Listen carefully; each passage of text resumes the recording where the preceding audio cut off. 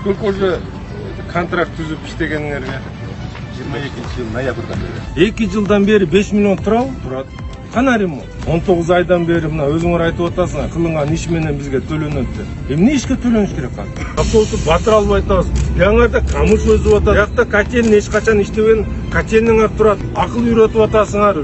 Кандай салышты үйрөтүп атат, бирок салган эчтекелер жок да. 2 жыл биздин автобустар аңгылдыңгүт, суук, мустакта жүрөт.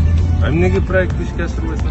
5 миллионду татыктуу колдонуу үчүн, тиешелүү иштер жүрүү үчүн серди койгон болчу. Ана кейишиңер. Bir жылда жолдорду оңдоп атабыз, bir жылда курулуштарды бүтүрүп атабыз. Бир депо эмес, биз уже спортивный сооружениялар шаар боюнча куруп атабыз. Сер болсо бир депону бекер берген 5 миллионду эзип атасыңар да. Мөөнөттү так койгула улан бекер. Жазгыла претензияны. Эч бир иш аткарылбаса эмнеге төлөш керек биз ал акчаны? Эмнеге биздин водительдер суук эмеде жүрүш керек биякта? Башкалар жылуу жумшак жерге отуруп зарплатаны алыш керек. Biz өткөндө депо 1, депо 2 бизге абдан чоң мындай көрсөткүч болуп турабы? 1 айда бүтүрдүк мына. 6 айда бүтүрөм деген.